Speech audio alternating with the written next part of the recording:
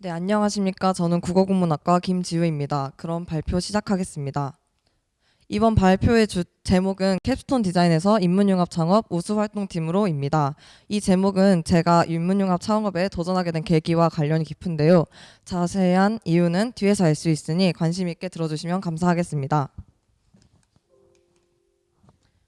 목차는 다음과 같습니다. 그런데 여기서 약간의 수정사항이 있어서 팀 소개와 도전 계기를 바꾸어 설명드리겠습니다. 이 점 양해 부탁드리고 관심 있게 들어주시면 감사드리겠습니다. 제가 창업팀에 도전하게 된 계기는 다음과 같습니다. 20년도 1학기에 국문과에 지역어 문화와 문화융합이라는 캡스톤 디자인 과목이 신설이 되었는데요. 그때 조별 과제로 지역 문화를 활성화시킬 수 있는 방안에 대해 생각을 해보게 되었습니다. 그때 저희 조는 문화의 도시 광주를 알릴 수 있는 전시회 브이로그를 제작하게 되었고, 이제 그 결과 담당 교수님께서 칭찬을 하시면서 마침 인문융합 창업팀을 공고를 하고 있으니 거기에 도전을 해보라 하셨습니다.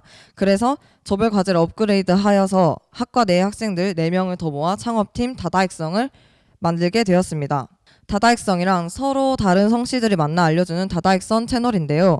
저희 팀의 프로젝트는 2가지 사회적 배경에서 출발하였습니다.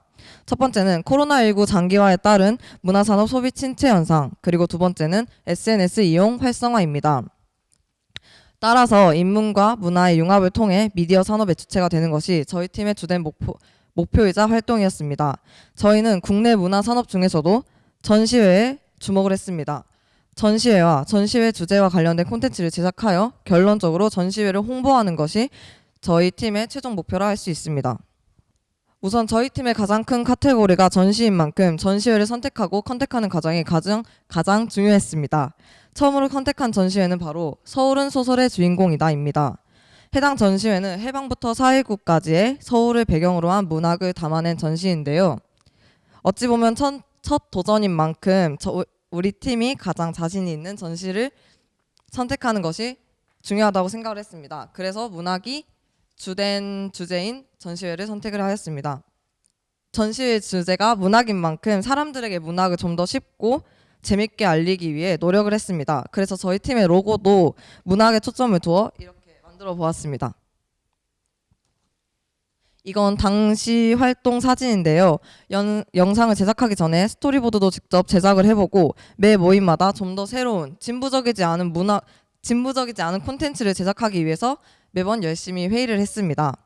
이렇게 진행된 다다익성은 1학기 활동이 끝난 후에 감사하게도 우수활동팀으로 뽑히게 되어 그해 2학기에 2기로 활동이 전향되었습니다. 지금부터는 2기 활동을 말씀드리겠습니다. 전 기수와 달리 이번에는 3가지의 전시회를 홍보하게 되었습니다. 바로 바이오필리아, 이퀄리브리엄, 언택트입니다. 이 전시회들은 현재 국립아시아 문화전당에서 진행 중인 전시회로 포스트 코로나 시대를 살아가면서 지구와 환경, 사회를 들여다볼 수 있는 전시입니다. 저희는 이 세 전시회의 교집합을 환경이라고 생각을 했습니다. 그래서 전시회를 관람하는 브이로그를 제작하고 그 과정에서 어떻게 하면 사람들이 이 3가지의 전시회와 환경에 더 관심을 가지게 할 수 있을까 고민을 하면서 여러 콘텐츠를 제작하는 데 집중했습니다. 보시다시피 국내에 있는 친환경 건축물이 무엇이 있는지 알아보기도 하고 우리가 가볍게 만들 수 있는 비건 음식은 무엇이 있을까 연구하고 영상을 직접 찍어보기도 하였습니다. 이러한 가볍지만 재미도 있고 통일된 주제를 전달하는 콘텐츠를 만들기 위해서 노력을 해보았습니다. 1기와 2기는 주제와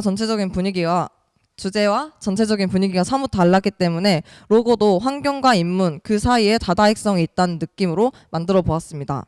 다음은 2기 활동 사진이니 한번 봐주시면 감사드리겠습니다. 여기 마지막 사진에 보시면 인스타그램에 라이브 방송 기능이 있는데 그 기능을 활용해서 이제 1기 때는 문학 작품을 읽어주고 이제 2기 때는 환경과 관련된 문학 작품을 읽어주는 그런 방송을 진행하기도 했습니다. 마지막으로 창업팀 활동 성과를 말씀드리겠습니다. 본 활동의 가장 큰 성과는 팀원들이 창업 과정을 경험하였으며 본 활동으로 취창업을 위한 스토리를 형성하였다는 것입니다. 이 점은 팀원들의 활동 소감에서 더 잘 알 수 있는데요. 사실 인문대학 하면 어떤 다른 사람들이 어떠한 예체능적인 어떤 기술과는 거리가 멀다고 생각을 합니다. 하지만 제가 활동을 하면서 저와 제 친구들을 돌아보았을 때 전혀 그렇지 않다고 생각을 했습니다. 오히려 보고 들은 것이 많은 인물들이라 정말 좋은 결과물을 함께 만들어낼 수 있었습니다.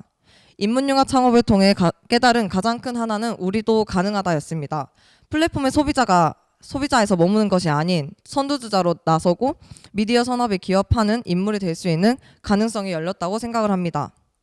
따라서 이번 1학기에도 기회가 된다면 또 한 번 창업팀에 도전을 하고 싶고, 그때는 한 번의 프로젝트로 끝나지 않고 공모전에 도전을 하거나 단체와의 협약을 통해서 수익 창출 구조를 형성하는 것에 중점을 둘 것입니다.